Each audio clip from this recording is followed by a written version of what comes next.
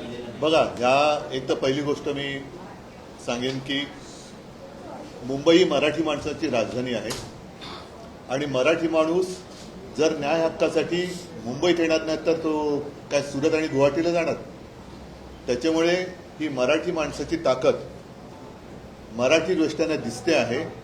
ही एक मोठी चांगली गोष्ट आहे. नाईलाजाने त्यांना न्याय हक्कासाठी मुंबईत यावं लागलेलं आहे. याचं कारण आत्तापर्यंत या सरकारने म्हणजे अगदी फडणवीस साहेबांनी सुद्धा त्यावेळेला सांगितलं होतं की जर त्यांचं सरकार आलं किंवा असतं तर काही दिवसात त्यांनी यांना न्याय दिला असता. दुसरे एक आहेत, त्यांनी तर शिवाजी महाराजांची शपथ घेतली होती. तर आत्तापर्यंत ह्या लोकांना वापरून फेकून देण्यात आलं आणि वेळोवेळी असं म्हणतो ना आपण की त्यांच्या कोपऱ्याला गूळ लावण्यात आला. आता ही लोक जर का मुंबईत आली असतील तर सरकारने ताबडतोब त्यांच्याशी संवाद साधून त्यांना जो काही न्याय हक्क आहे त्यांचा तो दिला पाहिजे. पण सर, फडणवीस सतत बोलतात 2014ला आम्ही आरक्षण दिलं होतं, त्याच्यानंतर तुमचं महाविकास आघाडीचं सरकार आलं आणि हे आरक्षण तुमचं सरकार टिकू शकतं. पण आता तुमचं परत आले ना, आमचं सरकार पाडलं कशाला मग? आमचं सरकार पाडून तुमचं सरकार आणलं ना तुम्ही.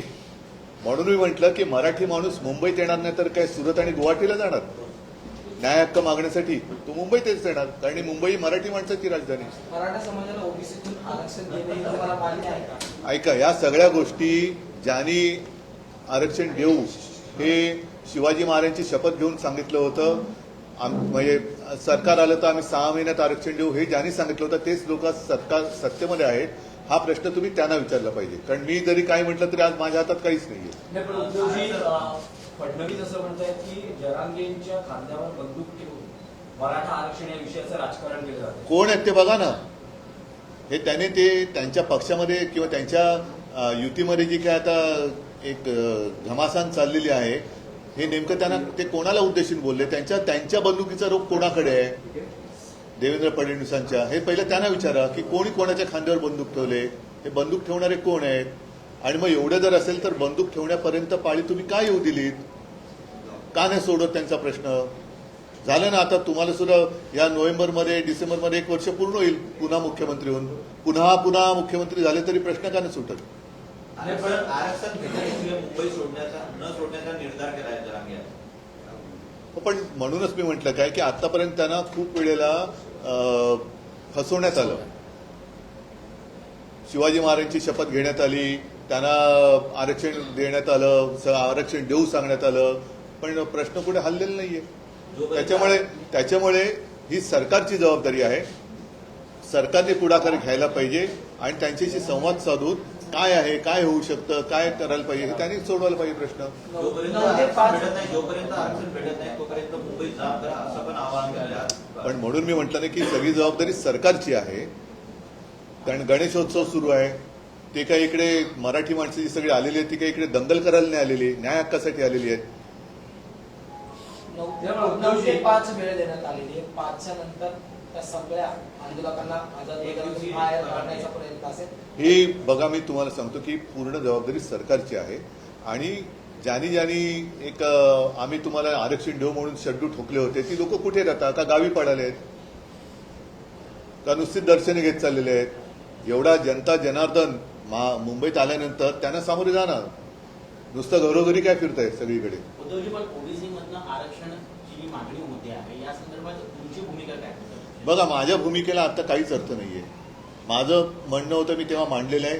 अगदी आंतरवेली सराटीमध्ये मी जेव्हा गेलो तेव्हा सुद्धा मी जरांगीच्या समोर उभं राहून मी बोललेलो आहे. आता माझं मत असं आहे की सरकारने हा प्रश्न हाताळला पाहिजे. प्रश्न हा त्यांनी सोडवला पाहिजे. 10 जणांना त्यांच्या भूमिका विचारण्यापेक्षा तुम्ही आणि थेट आंदोलक बोला ना. केवळ गॅजेटच्या आधारावर सरसकट आरक्षण देता येणार नाही असं शिंदे समितीचं म्हणणं आहे. ते शिंदे समितीने सांगावं काय करायचं ते. पण उद्धवजी, यामध्ये जरांगे हे दोन्ही उपमुख्यमंत्र्यांचं कौतुक करतात आणि मुख्यमंत्र्यांवर टीका करतात. तुम्हाला आश्चर्य नाही वाटत? हा, आता बघा, हा शेवटी जरांगे पाटलांचा विषय आहे. त्यांना कोणाकडनं काय काय अनुभव आले असतील तर ते त्याप्रमाणे ते बोलत असतील. पण एकूण काही जरी झालं तरी ज्यांची ते आता कौतुक करत असतायत असं तुम्ही म्हणतायत त्यांनी सुद्धा त्यांना फसवलंच आहे ना. ते इतके वर्ष म्हणजे 2.5 वर्ष का होईना मुख्यमंत्री होते, आता 1 वर्षभर उपमुख्यमंत्री आहेत, का नाही त्यांना न्याय देऊ शकत? त्याच्यामुळे नुसती टोलवाटोली या सरकारकडनं चाललेली आहे. ही टोलवाटोली बंद करून जो काय आहे तो सन्मान्य तोडगा त्यांनी काढला पाहिजे. ठीक आहे. काय वाटतं कोण असू शकतं या आरक्षणाच्या मागणीखाली एवढा जो मुंबईत आंदोलन उसळलेला आहे आतापर्यंत जे मोर्चे अन्याय आतापर्यंत त्यांच्यावर त्या समाजावर झालेला अन्यायच असू शकतो ना या आंदोलनाच्या पाठी. आणखीन कोण असू शकतं?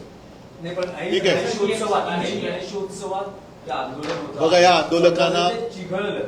नाही, पण मला आता मुदत आंदोलक हे काही दहशतवादी नाही आहेत. ही मराठी माणसं आहेत. ते त्यांच्या हक्काने विघ्नहर्त्याच्या उत्सवात न्याय मागायला आलेले आहेत आणि त्यांना अशी अपेक्षा कदाचित असेल की सरकार देऊ शकत नाही तर हे विघ्नहर्त्या तूच आमच्यावरचं विघ्न दूर कर. थँक्यू. नाही अभि हाँ मोहन भागवत का एक बयान है कि 75 साल में रिटायरमेंट होना नहीं होना इस बारे में मैं कुछ नहीं कह सकता, लेकिन 75 साल में रिटायर कोई भी हो सकता है। 75 साल में उन्होंने कहा 2-3 बच्चे होने चाहिए. हाँ, 2-3 बच्चे। नहीं, मतलब उनको जो भाजपा की स्थिति है वो देखी नहीं जा सकती. उन्होंने जो सलाह दिया है कि 2-3 बच्चे होने चाहिए, वो शायद अगर वो सारे लोग मानेंगे तो उनके पार्टी को बाहर से लोग लेने की जरूरत नहीं पड़ेगी, इसलिए उन्होंने दिया होगा. सर अमित शाह तर मुंबई महाराष्ट्र नाही, जाऊ दे. चला, thank you. हा, चला, जय महाराज. हिंदी तुम्ही